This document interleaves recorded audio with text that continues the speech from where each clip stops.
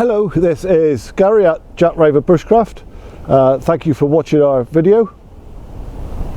This week I'm going to do or talk a little bit about the crisscross fire lay. So you may recall that a few weeks back I did a video on the star lay. Prior to that I did one on the V lay. So just to remind you, a lay is just a word we use to describe how we construct a fire, how we set it up. So crisscross fire lay, I quite often call it a Jenga fire lay or a Jenga tower, because you literally do build it up like the Jenga game. Now there are essentially two ways that you can approach this. You can either light the thing from the bottom or you can light it from the top. So, and you'll get a better understanding of what I mean here as we progress. But essentially, if I build a crisscross fire, light it from the top, it's kind of like a funeral pyre. And what it's going to do, it's going to produce great big flames leaping into the air. It's really spectacular. Burns really quickly.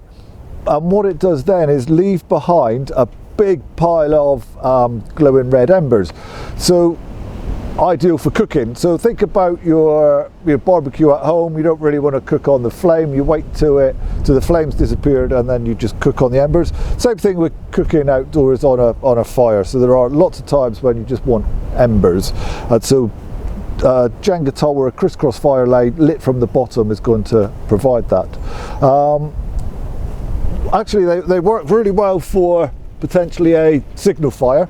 So if I built my tower up this kind of height, then cover the whole lot in, or the top of it, in lots of leaf litter, green vegetation, stuff that's going to produce lots of smoke, well, that's going to be great for putting a big old cloud of smoke up into the air.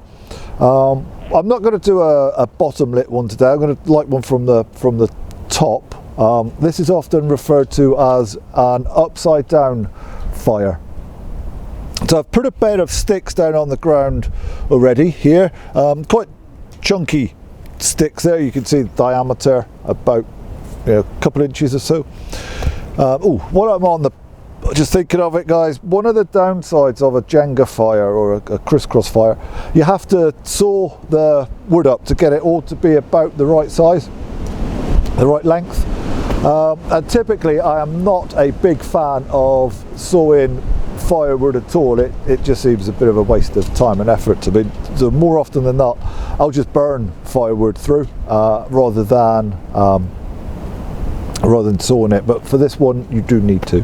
So I've put some nice kind of thick sticks down on the floor, and now I'm going to start to put another layer of sticks on the top here, like so.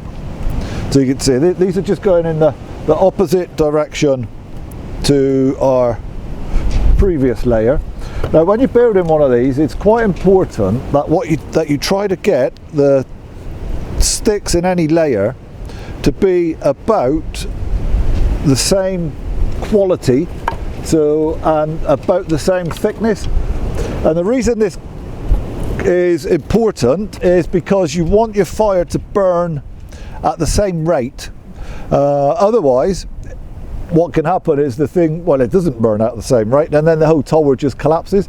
So remember, you need the wood in each layer to be of about the same diameter and about the same quality in terms of how dry it is, that kind of stuff. So there's another layer. Now if I was in fact going to light this from the bottom, so if I was going to throw a bottom up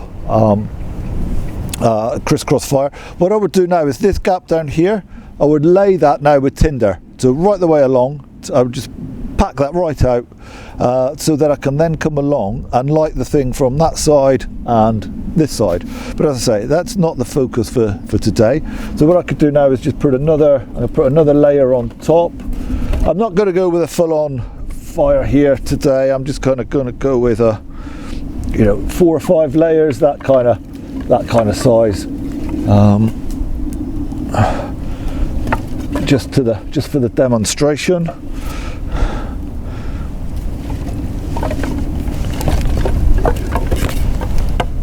I mean, again, I could be packing this out a little bit tighter if I so wished. But as I say, the important thing is about making sure that you get these layers right so that the thing doesn't fall over. So now I'm going to go with another layer. I mean, I could quite happily have built this up, you know, a good few layers of these kind of quite thick sticks, and then obviously it's going to take longer to burn once the thing's going again. But as I say, because this is for demonstration only, I'm going to start kind of do another layer here like this of this kind of diameter stick, and then we're going to start using some slightly smaller ones on top of that again.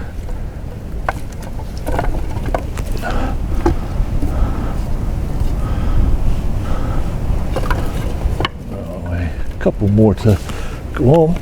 Right, so now what I'm going to do is start to use some of these kind of slightly thinner sticks on the top now. But as I say, remember this, I could be building this many layers higher than I am now before I start putting the slightly thinner sticks on top.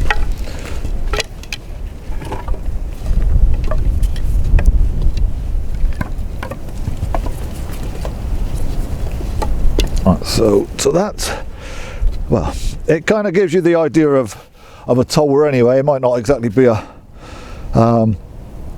skyscraper here at the moment, but it at least gives the idea of what it is we're looking at doing.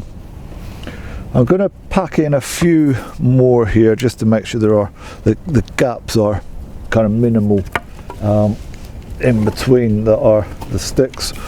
So this kind of thing, and yeah, something like that. So there's our crisscross fire Jenga tower, more or less constructed. And now to light it, I'm going to just kind of revert to my normal fire lighting technique, which is going to be around the V-lay. So wind is more or less blowing into my face at the moment, so I'm just going to build a V on top of here. Something like that. A couple of more sticks.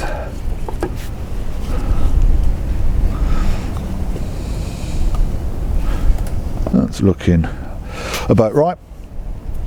And in front of me you can see I've got a couple of bundles of matchstick thin birch twigs, and then some pencil thin and thumb size and getting a bit bigger. In my pocket here I've got birch bark, and in this pocket I've got some a fire steel, sorry. So I'm just going to go and move the camera a little bit just so you get a better kind of glimpse of me lighting the fire. Birch bark into the apex of my V there. Fire steel, that's going from a thumb push.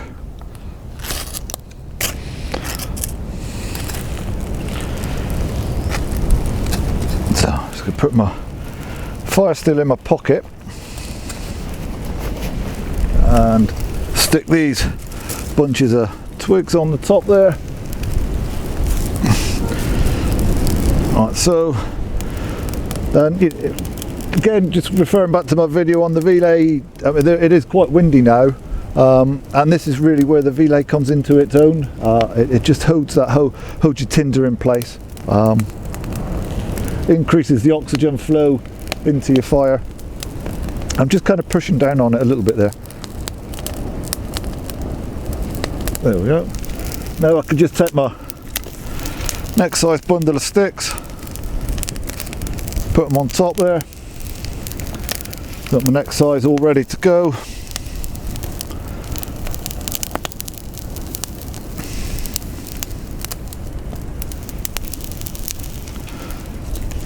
I can also go on like so, and then finally here, just at the ready, I've got my bunch of kind of thumb-sized sticks, and they can just go on the top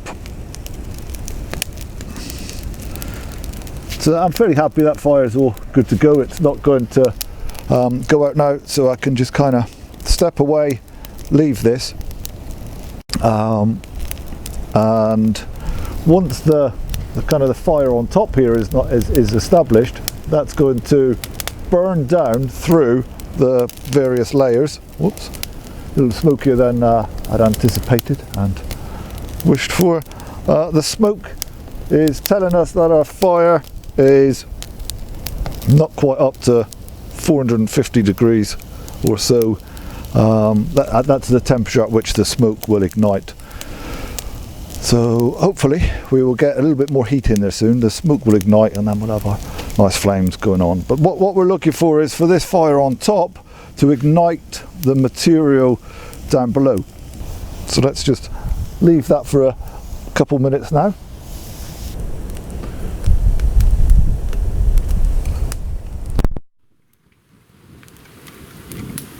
So fire's going nicely now. Let me just move a couple of bits around there as it goes. But we've now got to our initial V day as more or less burnt away. That was the last kind of bits of it here that I'm just moving around. There's another bit of it. So that's by and large burnt away, and what's burning now are those layers of our crisscross fire or Jenga tower. So the top layer is now alight, and the embers from that will drop down and they will ignite the layer below, and they'll drop down and they'll ignite the layer below. So this is a really good way of building yourself a long-lasting fire. So as I said, I've done a kind of a fairly mediocre tower here. It could be this kind of high, and if I'd have used some good quality hardwoods, maybe some oak or cherry, most of this is ash, which is pretty good anyway, but that kind of thing, maybe some hornbeam, then that's going to last for several hours. So if you can imagine you're in your debris shelter, you want to stay warm overnight, a crisscross fire lit from the top, or as I say, often referred to as an upside down fire, that might take 3-4 hours to burn through, and that's going to keep you plenty warm while you get that uninterrupted sleep, which is going to be really important. So I'm going to just kind of leave this now. We've got a few other things that I need to do around and about the place, and I will come back in a little while and see what's left of it.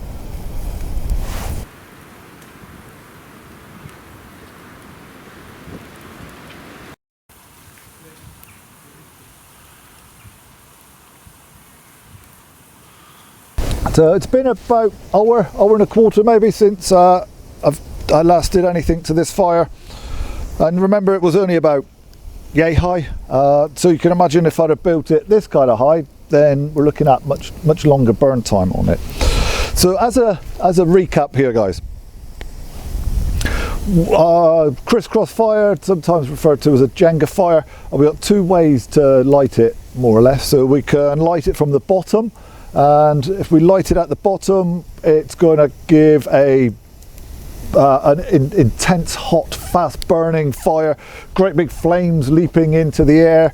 And normally if we're doing wild food cooking out here, I might have a tower this kind of height. It'll burn away in sort of 45 minutes, and what it does is provide us with a great big bed of embers. So if we're cooking in Dutch ovens, that kind of thing, then it's absolutely perfect. The other way to light them, which is what we've done here, is to light them from the top, so sometimes called an upside down fire. And as counterintuitive as it often seems, the fire will burn downwards.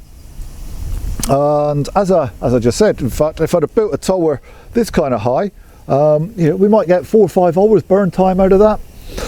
So if you're in a lean-to debris shelter and you've got one of these in front of you, then that's going to give you plenty of heat to make sure you can get that all-important uninterrupted sleep, at least a good part of your night anyway. You'll wake up cold and you'll need to come and tend your fire, get a few more sticks chucked on, but it's going to give you a really good start to to that warm night's uninterrupted sleep.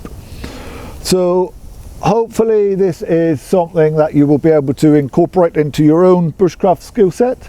We're hoping to get a video out again some point next week. Make sure you don't miss out. You can either subscribe to our YouTube channel or our blog. The videos will be on in both of those places. In the meantime, take care, stay safe.